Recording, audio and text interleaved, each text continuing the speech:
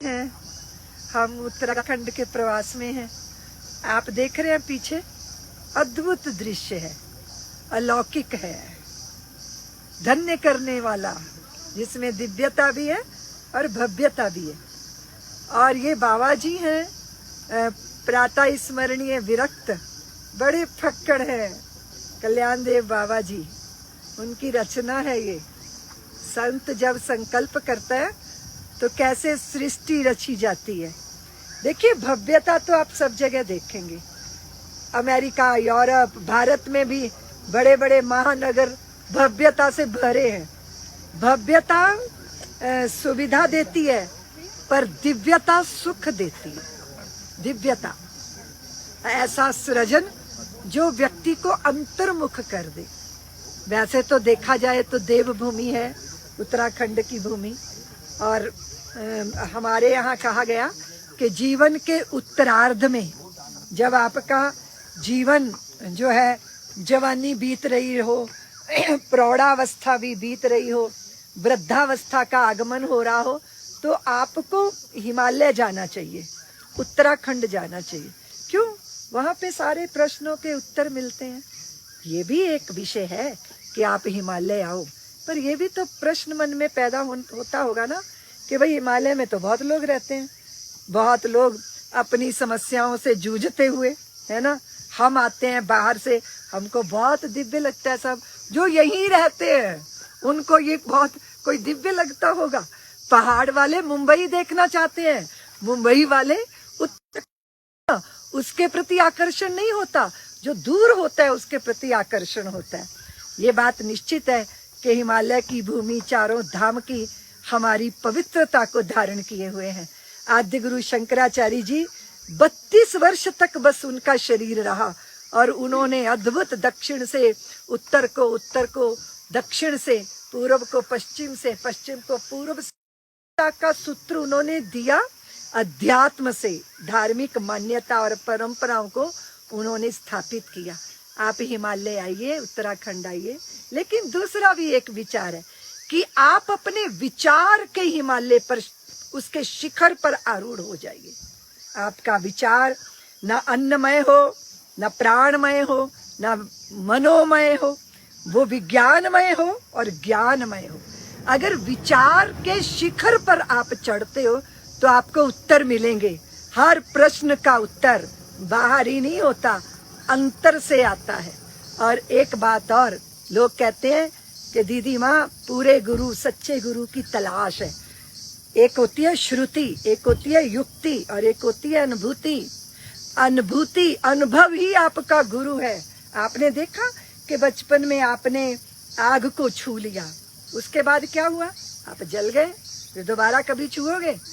आग के प्रति आपको ना द्वेष है ना राग है, पर आग को छूने का एक अनुभव आ गया, तो जीवन भर आप आग को नहीं छूते। तो कौन हो गया गुरु?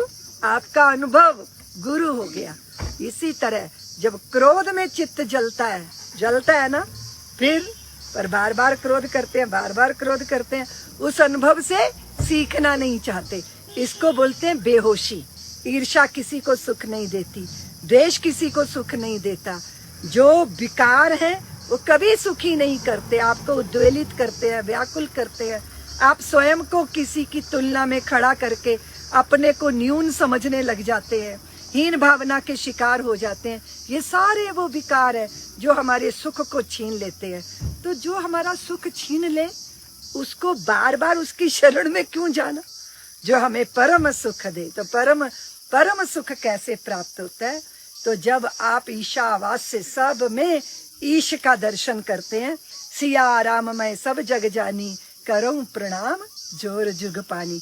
इस भाव के साथ, इस तत्व भाव के साथ जब आप खड़े होते हो, सहज आप में सेवा आएगी, प्रेम आएगा, स्नेह आएगा। और एक बात बताऊं, साधु किसी को प्रेम नहीं करता, पता है?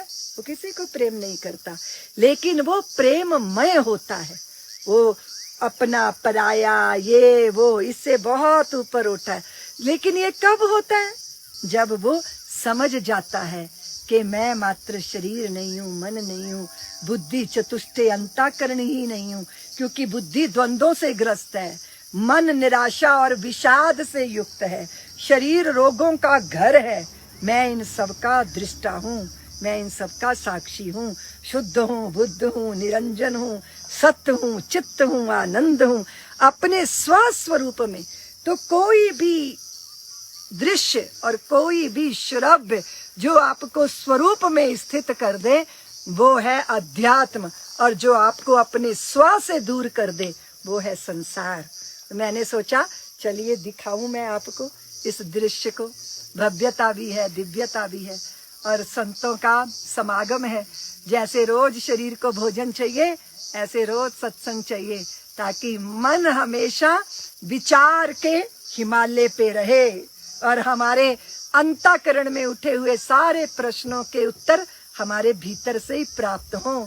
सद्गुरु हों, गुरुदेव हों, मेरे पूज्य गुरुदेव युग पुरुष भगवान, उनके चरणों का हर पल स्मरण रहता है। और कदाचित उन्होंने ही बताया श्रुति, युक्ति और अनुभूति। उस दिन धन्य हो जाओगे जब भीतर आपका गुरुत्व जागृत हो जाएगा और आपके हर प्रश्न का उत्तर आपके अंतःकरण से मिलेगा। दूसरी बात, कल बाबा जी ने कहा कि दीदी माँ सबको कुछ बोलो, तो मैं आपको भी बता दूं। मैंने सबसे कहा कि अपने मित्र बनो।